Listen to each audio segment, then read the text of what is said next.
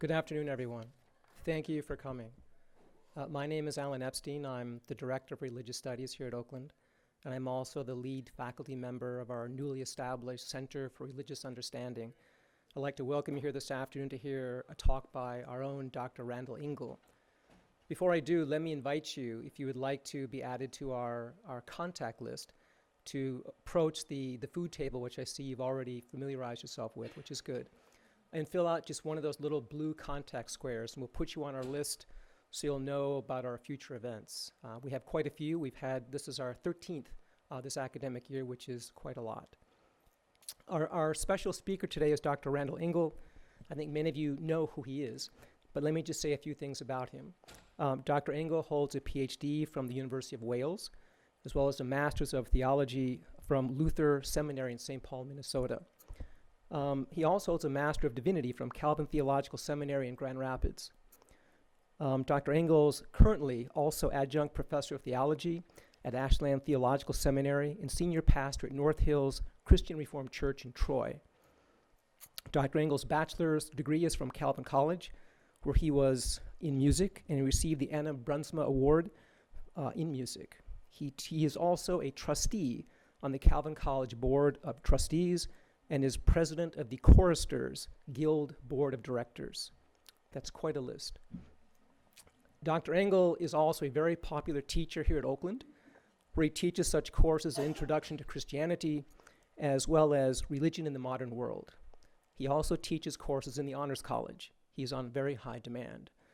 We're very delighted that he could be here this afternoon to talk about the bodies of Christ, depictions through the millennia. Will you please join me in giving Dr. Randall Engel a very warm welcome? Thank you.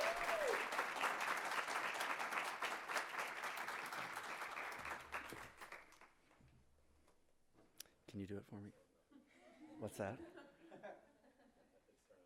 Okay. Good afternoon, everybody. How are you? It's good to see you today. Thanks for coming. And thank you, Alan, for that very kind introduction. As he said, my name is Randy Engel. I also want to thank Alejandro Miranda, who's helping me with technical assistance this morning, which has not been an easy feat so far. So thank you. We're going to wait just a second for this to fire up. Is that okay? It was working, and I'm not sure what happened. There we go, but we have to backtrack it now. Good. Okay, good morning. It's probably no surprise to all of you that the Bible is the #1 book of all time. No other book, including the Quran, comes close even to the number of copies that have been published. The Bible is an ancient book full of fantastical stories and wonderful images. We have images of donkeys that talk, of an ark full of animals, of jewel-studded rainbows, and an unwed pregnant teenager mother. So then what might surprise us the most about the Bible is that the main character of the Bible, Jesus, continues to be, and maybe forever shall be, elusive in his appearance. We have no extant portrait of Jesus to this day. The Synoptic Gospel writers were so busy recording Jesus' work that they don't bother to describe the rabbi, save, however, maybe a tiny spot in the Gospel of Luke. There is one throwaway line in the Gospel of Luke where Luke, by the way, the medical doctor into physical features of people, talks about the meeting of Jesus with a man named Zacchaeus. And Luke describes the encounter this way. He, Zacchaeus, wanted to see who Jesus was, but being a short man, he could not because of the crowd. And tradition has taken that to mean that Zacchaeus was the short man, and therefore the story concludes that Zacchaeus had to climb up into a sycamore tree for the Lord he wanted to see. In fact, there's a breakout line in a popular Sunday school song that maybe all of you are humming right now. Zacchaeus was a wee little man, and a wee little man was he. However, as I read the Greek, what is so interesting in that portion of Scripture is that the pronoun is unclear. Luke may very well have meant that because Jesus was a short man, Luke had to climb up into the tree in order to see him, Jesus, the short man. But that's all we have from the Bible, nothing else. And so the lack of information about Jesus' physical appearance has triggered a 2,000-year challenge for artists. How does one depict the Son of God, the man of God, the Savior of the world, and the victim of a Roman execution all at the same time? So what we'll do today is take a very quick trip through 2,000 years of history to investigate these different images that were used to capture Jesus and his essence. And we'll see how the depiction of Jesus has a direct parallel to what was happening in the formation of theology and world history and the church.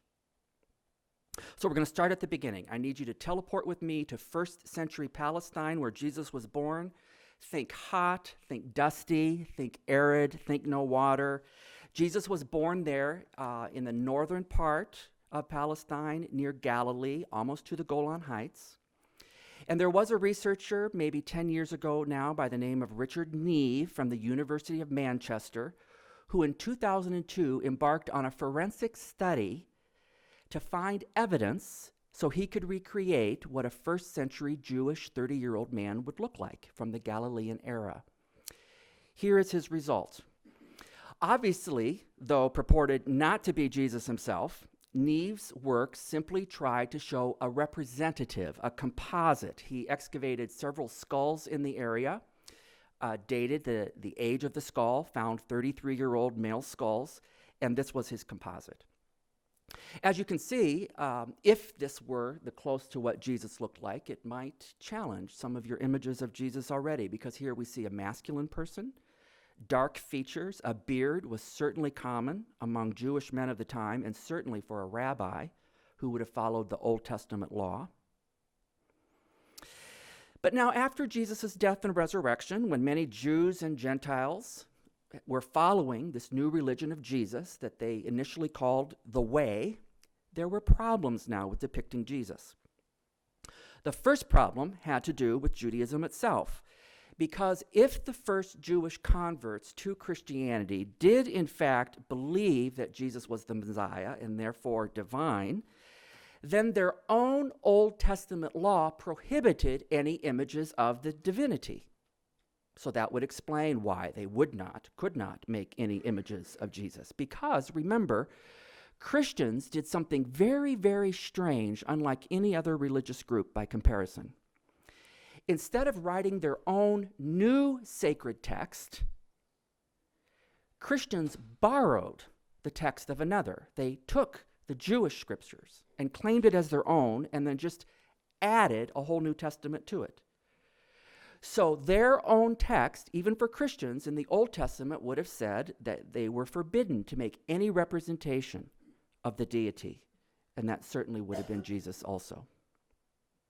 Second big problem, Rome. Of course, in Jesus' time, in the period after, it was said that all roads led to Rome. The empire was this huge imperial regime that was not to be treated lightly. And though Jews and now Christians were tolerated, they had to stay under the radar. They had to know their place. Rome, if it wanted to, could insist homage to the Caesar. It could force imperial worship. Failure to do so was considered treason, and the punishment for treason was death by execution in the Roman manner, crucifixion. And so, initially, because Judaism and Christianity alike shunned all images of the deity, including Jesus, and because of the Roman oppressive presence, it's not surprising that early portraits of Jesus are not to be found. However, when the first icons of Jesus are fashioned, what is interesting is that we see now Jesus presented in a variety of media: mosaic, sculpture, and frescoes. And here we have it, one of the earliest depictions of Jesus from the catacomb of Peter and Marcellus, painted around 300. It's a catacomb in Rome. And you see there in the center a perfectly innocent Jesus, boyish, if not even feminine. To the informed viewer, you can see that around him are the saints and other biblical figures at his feet and some innocent lambs. But in the center is Jesus, beardless, youthful, innocent. Because you see, what you're seeing is a disguised Jesus. If any Roman would have happened upon these catacombs, and they knew about them, and if any Roman would have seen their scene, there's nothing objectionable here. No objectionable Jesus at all. An unknowing viewer would see nothing but a static scene of a shepherd boy. But to the Christian, they see their good shepherd who became a lamb. So one of the first known images of Jesus here from the catacomb is really a pun. Jesus, the Lamb of God, Jesus, the shepherd. Similarly, the crypt of Lucina from about the same era, Jesus again, beardless as a boy, and Jesus now as the shepherd will become the first common image of Jesus, beardless, youthful, innocent. But notice here in the crypt of Lucina something quite extraordinary. Jesus now is not watching over lambs, he's carrying a lamb.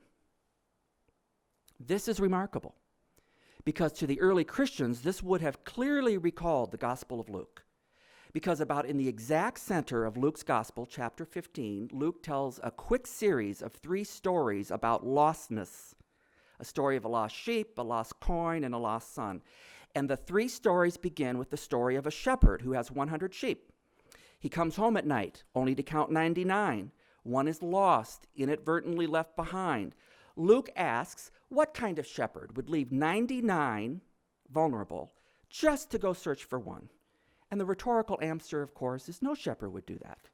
I mean, as I tell my students, would you abandon a midterm score of 99% for a retake to try to get 100? I mean, a 99% is still a 4.0, right? It makes no sense that you would leave 99 vulnerable to go search for the one. But Luke turns the story on its head and surprises the reader. And Luke says the shepherd of Luke 15 is exactly the kind of shepherd that would abandon 99 to find the one, because how else could this shepherd sleep unless all of his lambs were home? So the shepherd goes in the night to find the lost and scared lamb. And here's the second twist to the story. When the shepherd finds the lamb, scared and alone, the shepherd doesn't scold it, doesn't kick it home, doesn't give it a good whack to teach it a lesson. The shepherd carries it home. Not even that. Luke says the shepherd joyfully carries the lamb home. And by the way, Luke there uses a special verb to carry in the Greek, a verb that he will reserve only for one later use. And that is when he describes Jesus who had to carry his cross. At any rate, the shepherd metaphor here couldn't be clearer. A shepherd who comes after those lost in the night, those alone and scared, is any apt image for a Christian living under Roman rule. Now, you all know world history. At about the year 317, something quite amazing happens. The Roman emperor himself, the one who expected homage, who expected worship and received it, the one who attained a status in the pantheon upon his death as a demigod, Constantine himself, converts to Christianity. I tell my students that next to the Industrial Revolution, the Protestant Reformation, and the birth of Jesus, this has got to be one of history's most pivotal moments of all time. We don't have time to go into the where and the why or even the veracity of Constantine's full conversion, but we can agree that after Constantine now, Christianity comes up out of the catacombs, literally out of the dark, from the underground, and it's no longer a tolerated religion, but now a privileged religion in the Roman Empire. The Greco-Roman pantheon is abandoned with its polytheistic teachings, and in its place, monotheistic Christianity is established.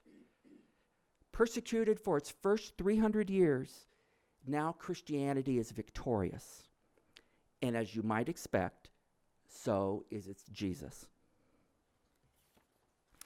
Here we see the gods of Rome now being replaced, if not confused, by Jesus. See again, this is Jesus. You know it's Jesus. It's identified as such, but also he's being a shepherd. We've seen that image. That's the first image of Jesus. But now notice carefully that he holds Orpheus's pan flutes, a confusion with the Roman god. And now a most bold move. We also see now after the Constantine conversion, Jesus as Apollo. Jesus, you see, is ascending rank of the gods. Here, Jesus in a celestial chariot. Look at these strong horses that now attend him, even at his command. And don't miss now for the first, the divinity marker, the halo. Bursting light from Jesus' head. The beginning of a cosmic Jesus, a victorious Jesus. He's no longer alone in a dirty field with some bleating sheep. No longer has to be disguised. This is clearly Jesus in the heavens, marked as divine, his radiance shining like the gold of the sun. Until you guessed it, Jesus as Zeus, the supreme God. On the left, I put a statue of Zeus. On the right is Jesus. Is there any doubt what now inspires Jesus' depiction? Notice that now Jesus is bearded, a symbol of wisdom. He's hallowed in gold.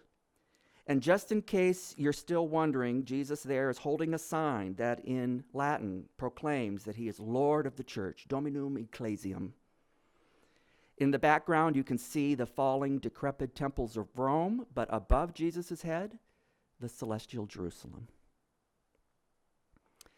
And now by the end of the 4th century, a rare and first close-up of Jesus, bearded with a halo. And on his right and his left, you can also see now the Greek alphabet there, the Alpha and the Omega characters, the first and the last characters of the Greek alphabet, pronouncing that Jesus was at the beginning of all things with the Father and the Spirit, and shall be all things till the end of the time with the Father and the Spirit, from beginning to end. Now, if you were listening carefully, you know that we're in the 4th century, and yet we haven't seen any depictions of Jesus on the cross. And you might have guessed that after all, isn't Jesus on the cross our most common depiction of Jesus? Wasn't that their most common depiction? And this surprises so many people. Actually, no. Remember the context. Remember the first 4, 5, 6 centuries. To show Jesus on a cross would have been to show a God who was vulnerable, humiliated, oppressed. And besides, the cross was a symbol of Roman execution. It was a symbol of torture. I mean, think of it like this. Which one of us, if we were starting a religion today at Oakland University, would have our first meeting and say, let's be the new religion of Oakland University, and let's choose as our symbol a noose or an electric chair? Wouldn't make any sense. So too with the Christians. The Roman cross as a symbol of Christianity is a late idea, and then only used after the doctrine of the atonement was fully articulated. But here is the earliest attested image of Jesus on the cross. And by early, I mean late, 5th century. It's from Rome. It's the beautiful carved doors of Santa Sabina. But notice something very important here. I said Jesus was on a cross. But look again. Is he? Jesus is standing in cruciform pose, and there are 2 others standing next to him in cruciform pose, one on his right, one on the left, just as the Gospels record. And Jesus is showing you the nail holes in his hands, proudly. But is there a cross? No. And why is Jesus smiling? This might be more of the common image that you've come to expect, I suspect. It's about 5th century again, nearly 500 years ago, without a cross. This was done in ivory. It's an altar triptych, now in a museum in Berlin. But now that the world has plunged into the Dark Ages, Rome has fallen by now, the 5th century. The church is struggling to keep all things together, while Rome and the Holy Roman Empire and now the rise of Islam are all wresting for world power.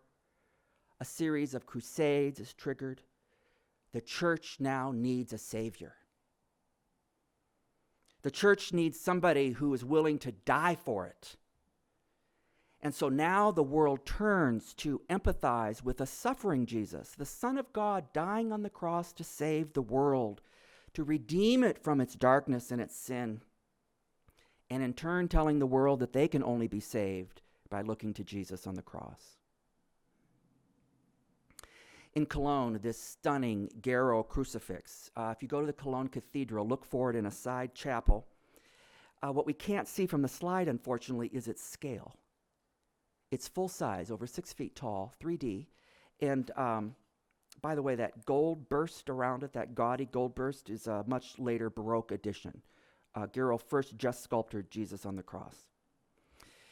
But notice, is Jesus looking at you? Is his posture upright and triumphant, a victorious, godlike Jesus of the Greco-Roman pantheon? No, how can he stand upright? He's carrying the sins of the world with him to the cross.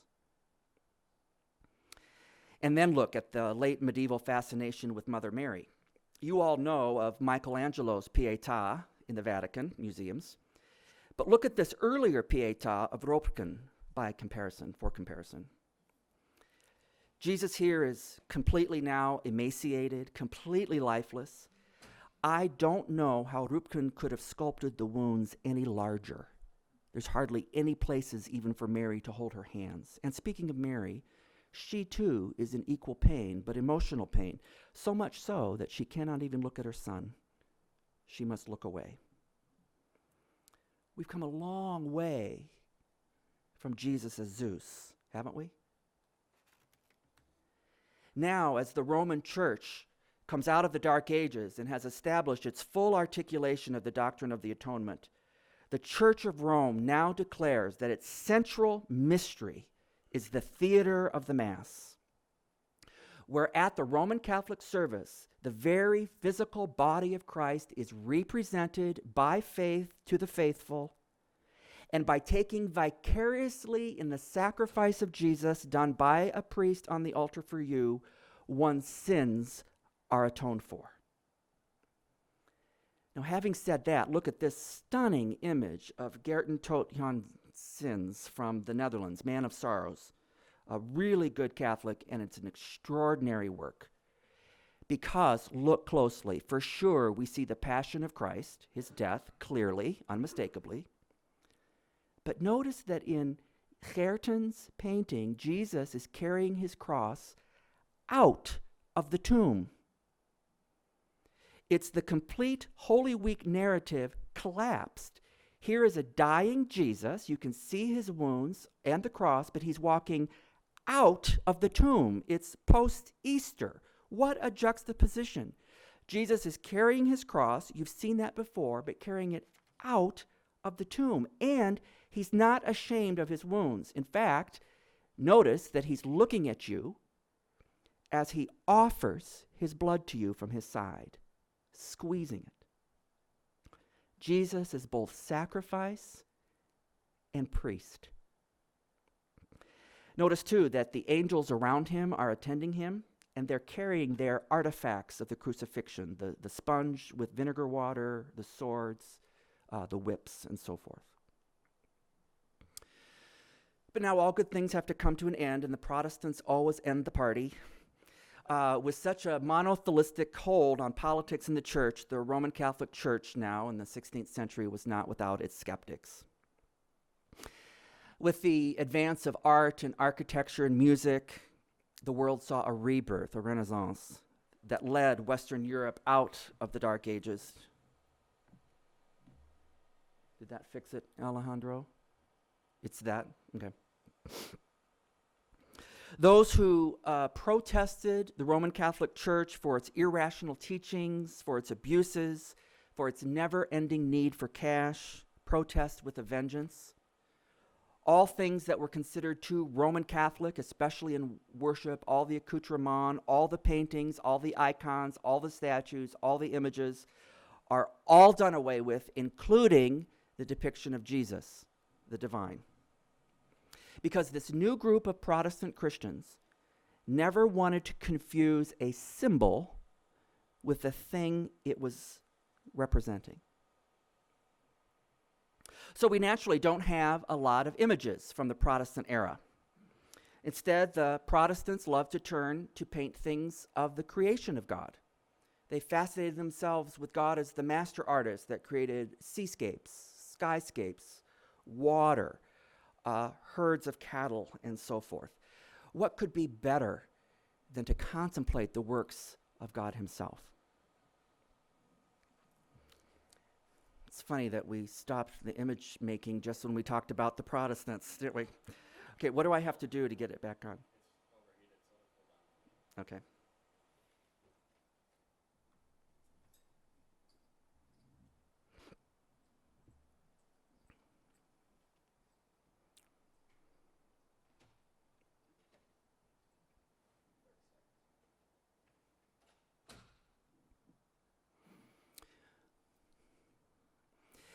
There was a gutsy Dutchman, however, Rembrandt Hermanzoon van Rijn. You may have heard of him. Now a product, post-Reformation, and an heir to the school of humanism and rationalism, Rembrandt wanted to go back to paint Jesus. But he wanted the scientific, real Jesus, if you will. So Rembrandt went to the Jewish quarter of Amsterdam. He found a Jewish subject about 30 years old, and he used the same model in no less than 14 paintings of Jesus. Here you see just 3 of the same model, different views by Rembrandt. But you can see there again the clearly Palestinian features that we saw almost in the first slide of the forensic reconstruction. You see a very real Jesus. Not an emaciated Jesus, not Jesus as a God, Jesus clearly as a human, and as a Jewish male might have looked, according to Rembrandt.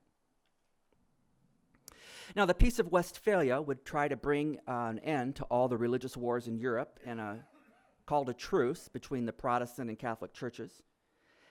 And as politics tamed down, so did the church and the countries, and so did Jesus. As politics removed itself from the control of the church, Jesus left center stage. In fact, Jesus was trumped now by most other historical events of the 16th through 19th century, and that in turn set the stage for the Great Awakening. After the Great Awakening, Jesus was back, but no longer now presumed to automatically have a place in life and society or politics. Instead, when Jesus comes back as popular art, he's now asking for a place in your heart and in your life and in the life of the world. You've all seen this, I'm sure. Very iconoclastic picture of Jesus. The Warner Salmon Jesus. Look here. No longer a Jesus of Christianized Rome, not a bloody Jesus dying on the cross in the Dark Ages, not a humanistic Jesus of the Dutch school, but now a totally non-confrontational Jesus, and, might I add, a Caucasian Jesus, who glows with light, standing at your door knocking. Who could resist? I mean, he could almost be Fabio with that hair. But look again. So many people have looked at this image and failed to see an important detail of Salmon. Jesus is standing at the door of your home, but notice that on his side, there is no door handle. You see, because if you're going to let Jesus into your heart, you're going to have to be the one to do it. Now, Salmon didn't come up on that idea on his own. Does this look familiar? This is actually a century before Hunt's Light of the World that inspired Salmon's Jesus Knocking at Your Door. But here, notice that Hunt's Jesus knocks at a long, unopened door. It's entangled with thicket and weed. It hasn't been used regularly. It's entwined with vines. And Jesus comes in the dark, and he's still wearing a crown of thorns. But it gets better. This Hunt was inspired by the idea of having Jesus in your heart by the pietistic nuns of his day. I don't have an image of this, but I know that all of you have seen pictures of nuns where the breast is glowing, and sometimes it even shows the nun's heart, and inside the heart is a picture of Jesus. Because the pietistic movement, you needed to have Jesus in your heart, and if you did, you would be aglow. But back to Salmon. Here's probably the most iconic image of Jesus you've all seen and known. Many of us who grew up in the Christian tradition might recognize this Jesus from your Sunday school materials or from children's Bibles. And to be clear, this is now the same artist, Salmon, who did Jesus Knocking at Your Door. But please notice, Jesus is not looking at you. He's not confrontational because he glows with a greater light. And it's a Caucasian Jesus. Same artist, Salmon. Many of you have also seen this iconic image. But here he depicts Jesus now as the Good Shepherd. Notice how surreal and peace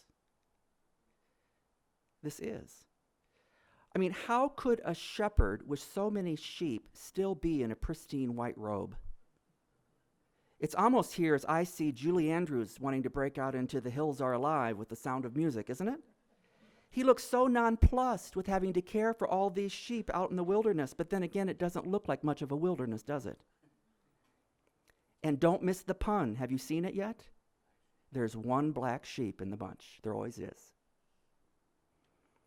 And when Salmon does go on to depict Jesus' suffering, it doesn't seem like the dark place is really that dark at all, does it? Now the 20th century. We turn to the surrealist, Salvador Dali, one of my favorites. You all know him for The Persistence of Memory and The Melting Clocks. What you may not know is Dali also had a very spiritual side. He was a very devout Catholic. And he was inspired by reading the writings of a 16th century friar, John of the Cross.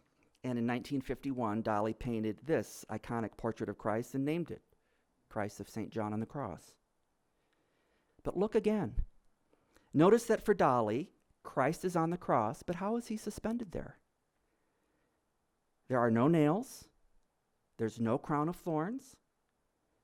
And it's about the only crucifixion scene I ever remember without a drop of blood.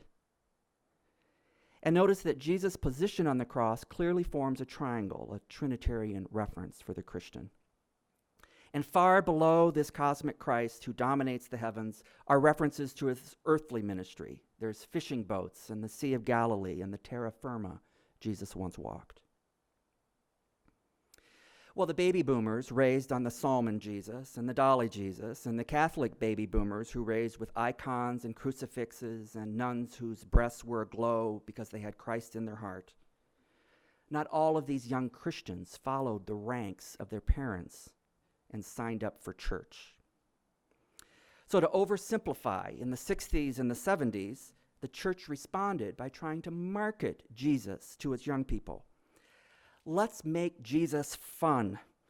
What better way to get kids back into church than to tell them that Jesus is your buddy? Here is Detroit's own Ben Carson, standing by a portrait that he commissioned that would show him pictured with Jesus. Notice that both are happy. I'm talking now about Carson and Jesus. Looks like they've shared a good jokes. Their hands are reaching out for you to join them. You see, you are so important that Jesus wants his picture with you. I just can't figure out why Jesus is wearing a white karate coat.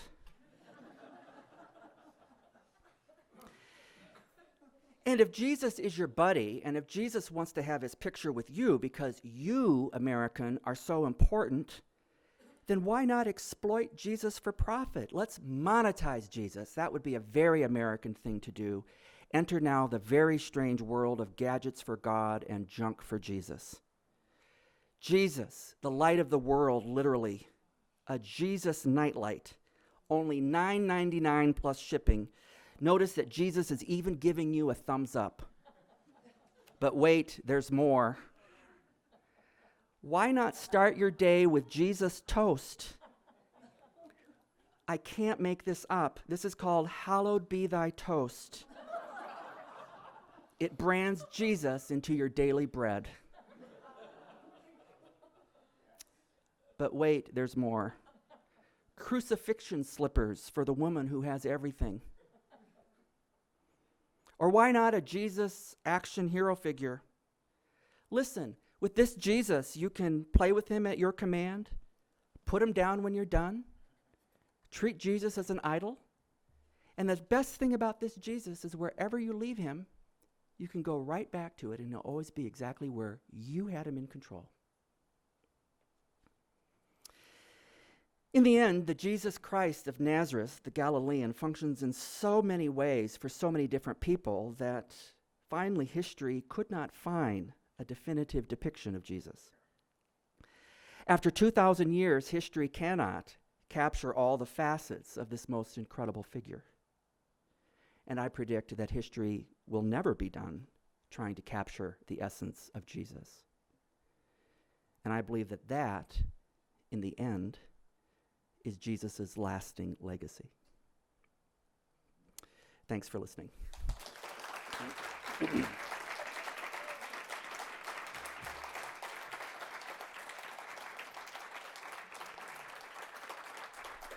Thank you. Any questions?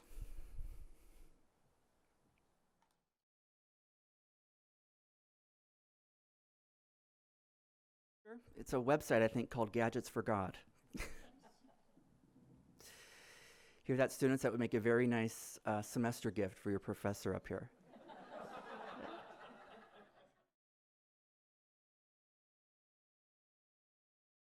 Several of them. The most imposing for me was the Dali St. John on the Cross, which is in Edinburgh, and the scale of it is really overwhelming. And the way that you must look up at the painting, even as Jesus is on the cross looking down at you, it really is masterful.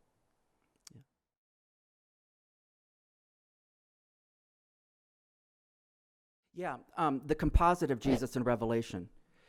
That's a great question, and I could have put them up there. The whole apocalyptic literature gets very dicey, though, because when you're talking about Revelation, now you have the question, are the images of John there literal or are they metaphorical?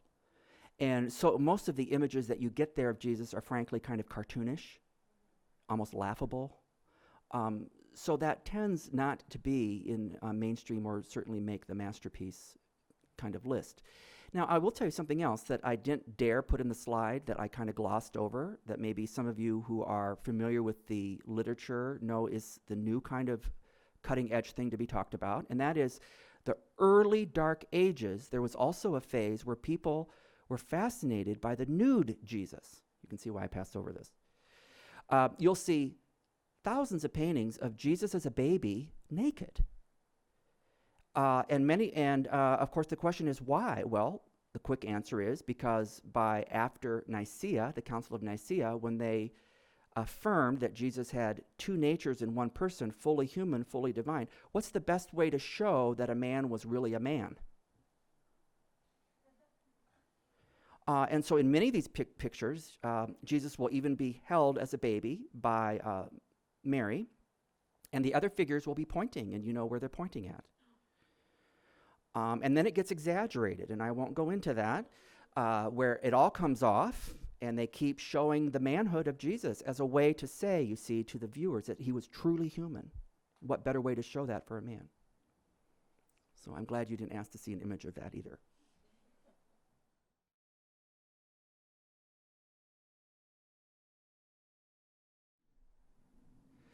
I'm going to answer this differently.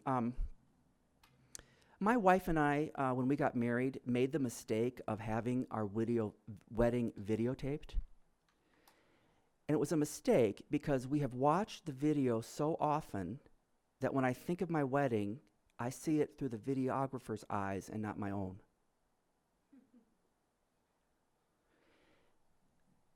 So one of my favorite pictures, I've got to be honest and say I don't like any of them. I would rather use, as I said, the Christ of the Scripture as I've come to know him and not be skewed by all of these different people that were trying to make statements through their work. Is that a cop-out?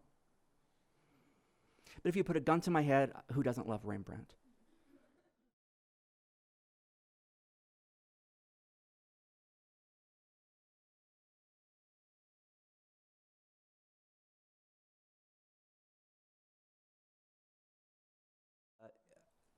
Right about, we see the first one on the Sant Sabina, about 500, and then it starts happening after that. You see, as the world is being, enters the dark ages, and the church can no longer assume its position of power. You see, so now as the church is struggling to stay alive, totally mirrors what's happening in art. A Jesus who's struggling to save alive, but then you see the hope is that he has struggled for you. He is struggling with you.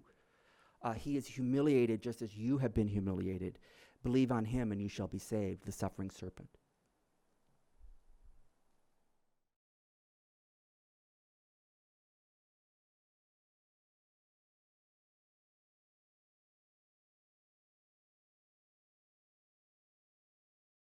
That's a wonderful comment. Yeah. What is it in us that needs to make the divine? Think of the divine? Well, John Calvin would say because we're all born with the sensus divinitatis. It's all born within us. We all are living out a life in response to the divine. So part of that creative process is to be creative just as God was creative. That way we mirror the image of God of what he was doing. And it's part of our natural way that we're wired, that we want to know who it is we're worshiping. Then, of course, the lesson keeps coming, though, but I am all other. You cannot make me in anything. I dare you to try. And that sets the stage for all of art history and religion as we've talked about this morning. Good. Thanks again. I know you all have 1 o'clock classes. Thanks for coming so much.